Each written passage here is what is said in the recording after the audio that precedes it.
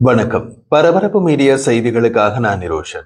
2021ஆம் ஆண்டு காபூலில் தாலிபான்கள் ஆட்சியினை கைப்பற்றியதிலிருந்து ஆப்கானிஸ்தானுக்கும் பாகிஸ்தானுக்கும் இடையே மிக மோசமான எல்லை போருக்கு பின் தோஹாவில் நடந்த பேச்சுவார்த்தையின் போது பாகிஸ்தானும் ஆப்கானிஸ்தானும் உடனடி போர் நிறுத்தத்திற்கு ஒப்புக்கொண்டதாக ஞாயிற்றுக்கிழமை இரு தரப்பினரும் தெரிவித்தனர். போர் நிறுத்தம் இறுதி செய்யப்பட்டுள்ளது என்று பாகிஸ்தானின் பாதுகாப்பு அமைச்சர் ஹவாஜா முகமது ஆசிப் தெரிவித்தார். அதே நேரத்தில் இது ஒரு இறுதி போர் நிறுத்த ஒப்பந்தம் அல்ல என்று குறிப்பிட்ட அவர், இரு தரப்பினரும் அக்டோபர் 25ஆம் தேதி துருக்கியின் இஸ்தான்புல் நகரில் விரிவான விஷயங்கள் குறித்து விவாதிக்க மீண்டும் சந்திப்பார்கள் என்று அவர் கூறினார். கவாஜா ஆசிப் தலைமையிலான பாகிஸ்தான் தூதுக்குழு ஆப்கானிஸ்தான் தரப்பில் தாலிபான் அரசின் பாதுகாப்பு அமைச்சர் முல்லா யாகூப் தலைமையில் சென்ற தூதுக்குழுவுடன் பேச்சுவார்த்தை நடத்தியது. பாகிஸ்தான் அதிகாரிகள் ஆப்கானிஸ்தானிலிருந்து தொடங்கும் எல்லை தாண்டிய தீவிரவாத தாக்குதல்கள் குறித்து பிரச்சனையை எழுப்பினார்கள். குல் பகதூர் குரூப் மற்றும் டெஹ்ரீக்-இ-தாலிபான் பாகிஸ்தான் டிடிபி ஆகிய இயக்கங்கள் ஆப்கானிஸ்தானில் இருந்து செயல்படுவதாக குறிப்பிட்டார்கள். சமீப கால மாதங்களில் பாகிஸ்தானுக்குள் பல கொடிய தாக்குதல்களில் இருந்து இயக்கங்கள் ஈடுபட்டதாக இஸ்லாமாபாத் கூறுகின்றது. ஆப்கானிஸ்தானில் உள்ள தீவிரவாத வலையமைப்புகளை அகற்றுவதில் கவனம் செலுத்தும் ஒற்றை புள்ளி நிகழ்ச்சி நிரலை பாகிஸ்தான் முன்வைத்ததாக பேச்சுவார்த்தைகளை நன்கு அறிந்த வட்டாரங்கள் தெரிவித்தன. ஆப்கானிஸ்தான் அரசாங்கம் தீவிரவாத அமைப்புகளையும் அவற்றின் மறைவிடங்களையும் அகற்ற வேண்டும் என்று பாகிஸ்தான் தெளிவுபடுத்தியுள்ளது என்கின்றன அந்த வட்டாரங்கள். பாகிஸ்தான் தரப்பு கூறிய முக்கியமான குற்றச்சாட்டு, ஆப்கானிஸ்தானில் இருந்து இயங்கும் குல் பகதூர் குரூப் தீவிரவாத இயக்கம் இந்திய உளவுத்துறை ராவின் உற்பத்தி. இந்தியாவின் உத்தரவுப்படி குல் பகதூர் குரூப் இயக்கம் பாகிஸ்தான் ராணுவம் மீது தாக்குதல் நடத்துகின்றது. அந்த இயக்கம் ஆப்கானிஸ்தானில் இருந்து செயற்படுவதை தடுக்க வேண்டும் என்பது பாகிஸ்தான் பேச்சுவார்த்தையாளர்களின் கூற்று. பாகிஸ்தான் விமானப்படை விமானங்கள் ஆப்கானிஸ்தானில் தாக்குதல் நடத்தியது இந்திய ஆதரவு பெற்ற இயக்கம் குல் பகதூர் குரூப் என்று பாகிஸ்தான் பேச்சுவார்த்தையாளர்கள் கூறினார்கள் என விஷயம் அறிந்த வட்டாரம் கூறியது. தாலிபான் செய்தி தொடர்பாளர் ஜபிஹுல்லா முஜாஹித் முழுமையான மற்றும் அர்த்தமுள்ள போர் நிறுத்தத்திற்கு இரு தரப்பினரும் ஒப்புக்கொண்டதாக தெரிவித்தார். ஆனால் ஆப்கானிஸ்தானுக்குள் இருந்து இயங்கும் இயக்கங்கள் பற்றி அவர் எதுவும் குறிப்பிடவில்லை. இந்திய உளவுத்துறையின் ராவின் உற்பத்தி தான் குல் பகதூர் குரூப் என்று பாகிஸ்தான் அரசு கடந்த பல மாதங்களாக கூறுகின்றது. டெஹ்ரீக்-இ-தாலிபான் பாகிஸ்தான் டிடிபி இயக்கத்தை பாகிஸ்தான் அரசு ஃபிட்னா அல் குவாரிஜ் அல்லது எஃப்ஏகே என்ற பெயரில் குறிப்பிடுகிறது. ஃபிட்னா அல் குவாரிஜ் என்பது முதல் ஃபிட்னாவின் போது கலிஃபா அலியின் படையை விட்டு வெளியேறியவர்களை குறிக்கும் ஒரு புறப்பெயராக பயன்படுத்தப்பட்டது.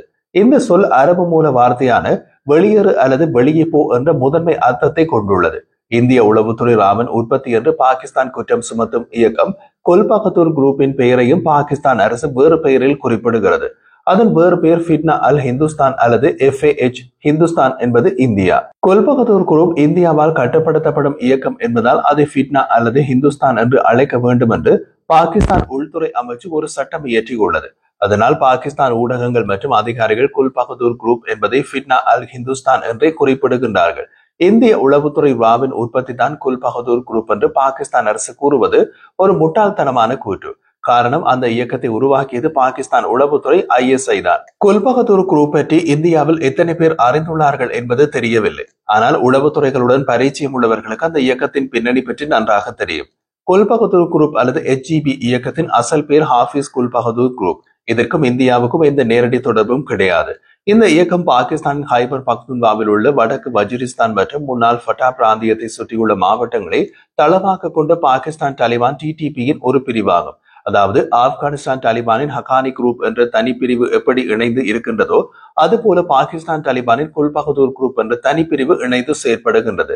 குல் பகதூர் குரூப் இயக்கத்திற்கு பாகிஸ்தானின் பழங்குடி தலைவர் ஹாபிஸ் குல் பகதூர் தலைமை தாங்குகின்றார்.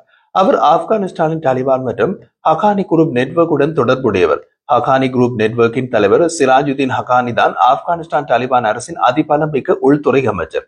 ஆப்கானிஸ்தானில் நடந்த போரின் போது ஆப்கானிஸ்தான் அரசாங்கம் மற்றும் நேட்டோ படைகளுக்கு எதிராக குல் பகதூர் குரூப் மற்றும் ஹக்கானி குரூப் இரண்டையும் வளர்த்தது பாகிஸ்தான் உளவுத்துறை ISI தான். ஒன்று ஆப்கானிஸ்தான் தாலிபான், மற்றொன்று பாகிஸ்தான் தாலிபான். இரண்டு குரூப்களும் பெரும்பாலான தாக்குதல்களை அமெரிக்க ஆதரவு ஆப்கான் அரசு ராணுவத்திற்கு எதிராக நடத்தின. இரண்டு குரூப்களும் பாகிஸ்தானிய தளமாக பயன்படுத்தின. குல் பகதூர் குரூப் பாகிஸ்தானின் இயக்கம் என்பதால் 2006ஆம் ஆண்டு பாகிஸ்தான் அரசாங்கத்துடன் ஒரு ஒப்பந்தத்தில் கையெழுத்திட்டது. குல் பகதூர் குரூப்பின் எதிரி பாகிஸ்தான் அரசாங்கம் அல்ல, ஆப்கானிஸ்தானில் உள்ள இலக்குகளை தாக்க வேண்டும் என்பதே அந்த ஒப்பந்தம். 2021ஆம் ஆண்டு வரை அப்படித்தான் நடந்தது. பாகிஸ்தான் அரசாங்கம் குல் பகதூர் குரூப்பை சட்ட ரீதியாக ஏற்றுக்கொண்டது. இது குல் பகதூர் குரூப்பை பாகிஸ்தான் ஊடகங்கள் மற்றும் அரசாங்க வட்டாரங்கள் நல்ல தலிபான்கள் என்று அழைக்க வழிவகுத்தது. 2021 காபூலின் வீழ்ச்சிக்கு பின்னர் குல் பகதூர் குரூப் பாகிஸ்தான் அரசாங்கத்தை குறிவைத்து தாக்குதல் நடத்துகின்றது. அந்த இயக்கத்தை தான் இந்திய உளவுத்துறை ராவின் உற்பத்தி என்கின்றது. குல் பகதூர் குரூப் என்ற பெயரை பயன்படுத்தினால் அதன் பழைய சரித்திரம் தெரிந்துவிடும் என்பதால் இப்போது பாகிஸ்தான் உளவுத்துறை அதனை ஃபிட்னா அல் ஹிந்துஸ்தான் அல்லது FIH என்று பெயரிட்டு அழைக்கின்றது. எப்படி இருக்கின்றது இந்த வரலாறு?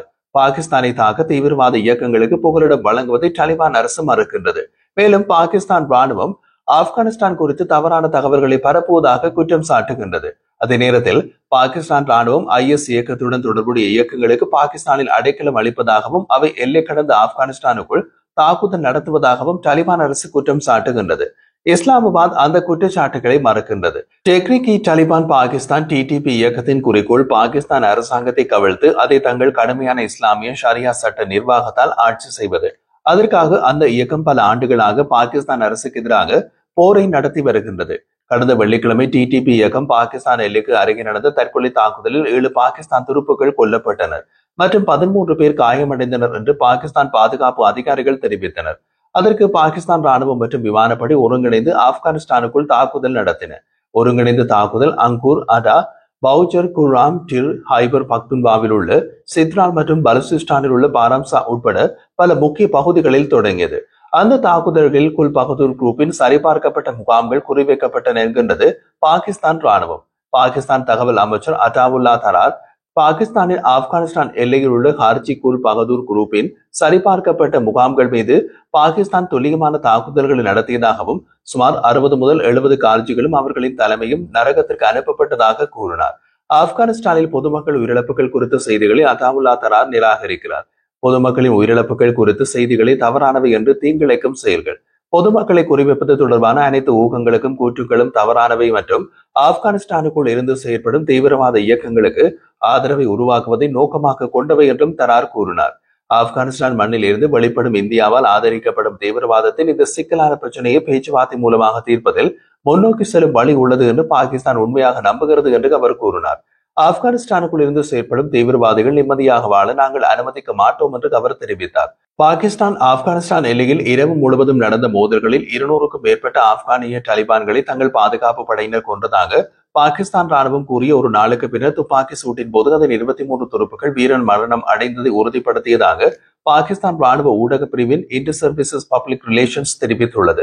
அவர்கள் வெளியிட்ட அறிக்கையில் துல்லியமான துப்பாக்கி சூடுகள் மற்றும் விமான தாக்குதல்கள், ஆப்கானிஸ்தான் பிரதேசத்திலிருந்து செயற்படும் தாலிபான்கள் முகாம்கள் மற்றும் நிலைகள், தீவிரவாத பயிற்சி வசதிகள் மற்றும் ஆதரவு வலையமைப்புகள், ஃபிட்னா அல் குவாரிஜ் FAK, ஃபிட்னா அல் ஹிந்துஸ்தான் FIH ஆகியவற்றுடன் தொடர்புடைய இலக்குகள் மீது மட்டும் தாக்குதல் நடத்தப்பட்டது. பொதுமக்கள் யாரும் குறிவைக்கப்படவில்லை. இந்த சேதத்தை தவிர்க்கவும் பொதுமக்களின் உயிர்களை பாதுகாக்கவும் அனைத்து சாத்தியமான நடவடிக்கைகளும் எடுக்கப்பட்டன என்று அறிக்கையில் மேலும் தெரிவிக்கப்பட்டுள்ளது. நேற்று தோஹாவில் செய்யப்பட்டது ஒரு இறுதி போர் நிறுத்த ஒப்பந்தம் அல்ல. இரு தரப்பினரும் அக்டோபர் 25ஆம் தேதி துருக்கியின் இஸ்தான்புல் நகரில் விரிவான விஷயங்கள் குறித்து விவாதிக்க மீண்டும் சந்திப்பார்கள் என்று கூறியுள்ளார்கள். இது சுலபத்தில் முடியக்கூடிய விஷயம் அல்ல. மீண்டும் மீண்டும் தாக்குவார்கள்.